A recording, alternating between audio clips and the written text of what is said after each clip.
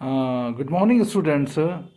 So we have started previously the Bacon essay of studies, and as I told you, this is the second paper, prose and fiction, and in this paper, some essays and stories are prescribed, and there is also a novel in your course.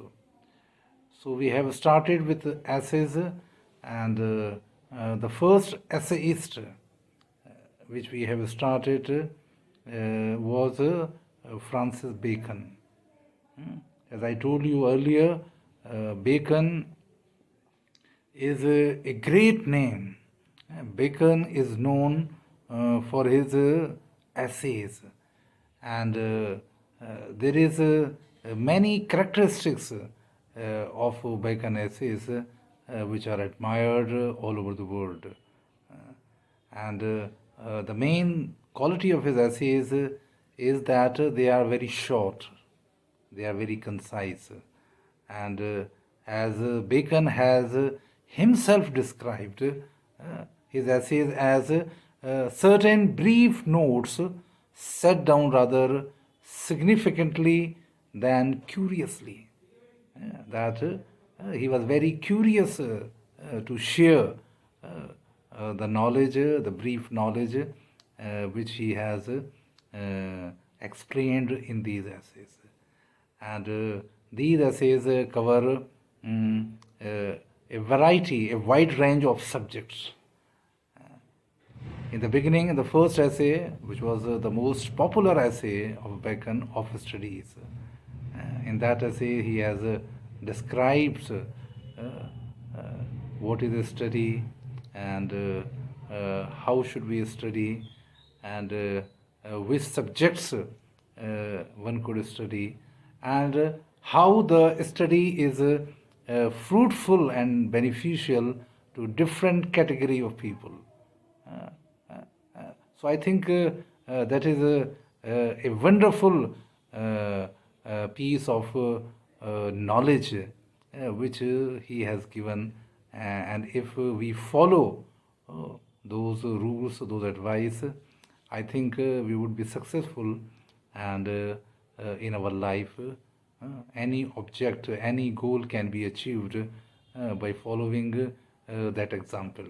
Now, in this lecture today, we are going to discuss one another essay of Bacon, which is prescribed in your course, and the name of that essay is of travel. Now, this essay is also a practical advisory of beginning a travel. That as in the earlier essay he has described, he has given practical advice of doing a study, and in this essay he has given a brief advisory of a travel. Now he says that he defines travel is a source of education for the young people. If the young people go on for a travel, then they learn a lot of things. It gives them knowledge. It gives them education for the young people. While for elders, it is a part of experience. They pile up, they increase their experience, the elder people. So both are benefited. But on the younger people, they get education. Bacon also points out that knowledge of language is essential for visiting an unknown country. Now, this is very significant because nowadays the whole world has become open. Now it's become a global universe, and we have business and friends all over the world, all over the globe, and many times it becomes very essential. It becomes essential that we visit those places where we have made new friends. But the language is a great barrier while traveling in a foreign language. For example, if you travel on a you can say that Gulf countries, any of the Gulf countries, Dubai or any other. uh, so in the cities or in some surrounding, you will find that you have your friends, you can speak in your own language. But when you go out uh, into the community, into the market, then you interact with other people, the local people. Now, then you face problem that language is a great barrier. You are unable to understand their language. Uh, so, the Bacon advises that while you are going to an unknown country, then in other words, you can say in a foreign country, then it is essential that you learn the language, you have some knowledge of the language. uh, Bacon reflects that a company of a choleric and a quarrelsome person should be avoided during the travel.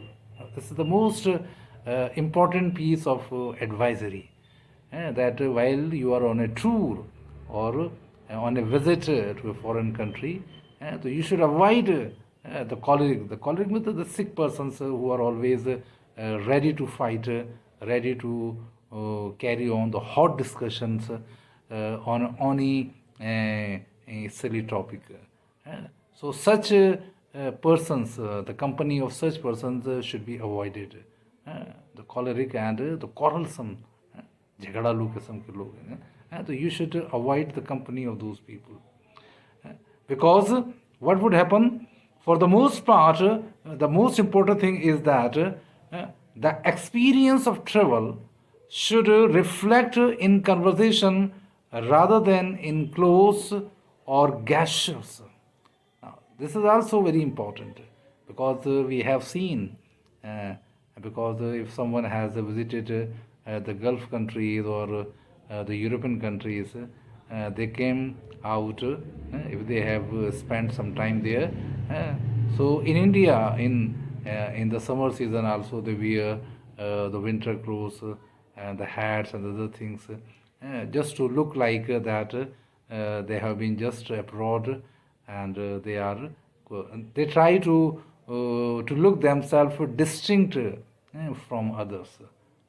So this thing, Bacon says that this thing should be avoided. That if you have visited a foreign country, if you have learned something, then it should not reflect in clothes and gestures, but rather than in conversation. You should have some polish in your conversations. That should be reflected. Bacon also advises that one should choose the manners of foreign country judiciously. Judiciously means very rarely, not randomly or like anything we should follow. For example, if you have spent some time in Gulf countries or in European countries, we take ourselves, we assume ourselves that we are different from others, and we totally try to copy the Englishman's or the Sheikh's behavior in our country. So this is not a good thing. This is not a acceptable thing, because in this way you would become the laughing stock of the other persons. So the Bacon says that this thing should be avoided. So he says that one should choose the manners of foreign country judiciously in order to assimilate, in order to you can say equip. Assimilate means in order to mix into the culture of his own country. So if you have impressed and by some activity or some habit, some manners of a foreign country, then we should choose a little bit of things, and that should be very judiciously, in order to assimilate into our culture, so that it will become just like our custom, our local customs. So we can improve little by little, a bit by bit. We can assimilate.